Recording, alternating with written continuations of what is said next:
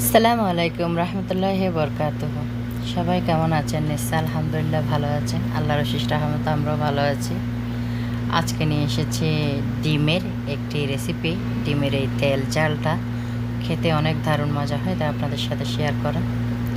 শুরুতে একটা লাইক দিয়ে দেখবেন। ডিমগুলো আমি আগে সিদ্ধ করে একটু হলুদ আর লবণ দিয়ে মেখে রেখেছি, তারপর তেলে ভাজি করে নিচ্ছি। তেলটা গরম হতে হতে এখানে মরিচের গুঁড়া, হলুদের গুঁড়া, ধনিয়ার গুঁড়া, আপনার আদা রসুন বাটা সব কিছু দিয়ে, পেঁয়াজ বাটা দিয়ে একটু ম্যারিনেট করে রাখতেছি লবণ দিয়ে। ডিমটা ভাজি করার পরে এগুলো দেব। তেলটা গরম হয়ে গেছে, এখন ডিমগুলো সুন্দর মতো ছেড়ে দেব।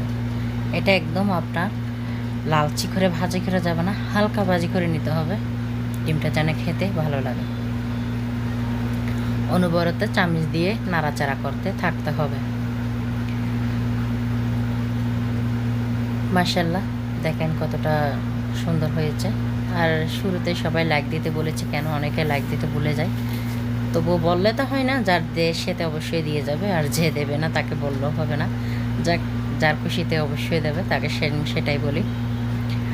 আর ডিম দেখেন মাশাআল্লাহ এভাবে হালকা লাল হয়ে গেছে। আমি এটা 3 মিনিট ধরে 2 মিনিট ভাজি করলে 2 মিনিট ভাজি করলে হয়ে যায়, লাল হয়ে যায় এপিট এপিট। জালটা মানে নো একদম ফুলে, নো একদম স্লো, মধ্যমে রাখতে হয়। ডিমগুলো উঠিয়ে নিয়ে নিচ্ছি এখানে।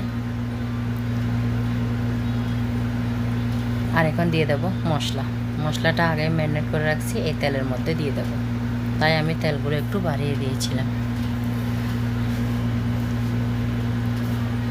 জানি না সবার 2000-3000 হয়, তাদের ওয়াচ টাইম পূরণ হয়েছে কিনা। আমার ওয়াচ টাইম তো এখনও তো পূরণ হয় নাই, তাই বুঝতেছি না কি করব। ইউটিউবে থাকবো না এটাই বুঝতে পারতেছি না, কেন এমন হয় তাও বুঝি না। মনিটাইজ এখনও অন হয় নাই। মনিটাইজের জন্য কীভাবে অ্যাপ্লাই করতে হয় সেটাও জানি না, বুঝতে পারি না এখনও। যাক, মশলাগুলো ভালো করে কষার পরে এখন দিয়ে দেবো এখানে টক দইটা আগে ফেটিয়ে নিয়েছি, এখন দিয়ে দিয়েছি 1 কাপের মতো। এটা দিলে খেতে অনেক ভালো লাগে। এ পর্যায়ে একটু দিতে হবে চিনি, আধা চামচ চিনি দিয়ে দিয়েছি চায়ের চামচ নিয়ে। দেখেন মাশাআল্লাহ এখন ভালো করে কষিয়ে নিতে হবে। এই পর্যায়ে ডিমগুলো ভালো করে কষানো হয়ে গেলে দিয়ে দিতে হবে, কিন্তু আমি আর একটু ভালো করে নাড়াচাড়া করে নেব, যেহেতু মশলাটা গন্ধ চলে যায়। আর এখন দিয়ে দিচ্ছি এখানে একটু চিলি ফ্লেক্স। এটা দিতে কেন ঝাল যেহেতু একটু কম হবে, টক দই দিয়েছি, তাই খেতে এটা অনেক ভালো লাগে। কেউ চাইলে স্কিপও করতে পারবেন, আমার দিতে ভালো লাগে তাই দিয়েছি। খেতে কিন্তু অনেক মজা হয়। ইনশাআল্লাহ একবার হলো ট্রাই করে দেখিয়েন। আর এখানে দিয়ে দিচ্ছি 1 চামচ দুধ, সেটা দিয়েও ভালো করে নাড়াচাড়া করে নিয়েছি। এরপর যে ডিমটা সুন্দর করে ভুনা করে নিচ্ছি। মাশাআল্লাহ দেখেন কত সুন্দর, অনেক লোভনীয় হয়েছে, খেতেও অনেক দারুণ হয়। একবার হলো ট্রাই করবেন। নতুন বন্ধু হলে অবশ্যই সাবস্ক্রাইব করে আমার পাশে থাকবেন।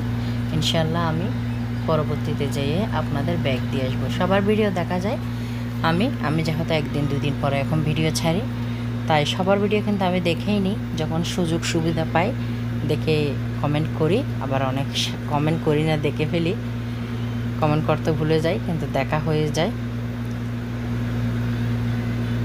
আর সাধারণ দর্শককে অনেক ধন্যবাদ পাশে থাকার জন্য। ডিমটা হয়ে গেছে দেখেন মাশাআল্লাহ, ডিমের ঘনত্বটা আমি এভাবে রেখেছি।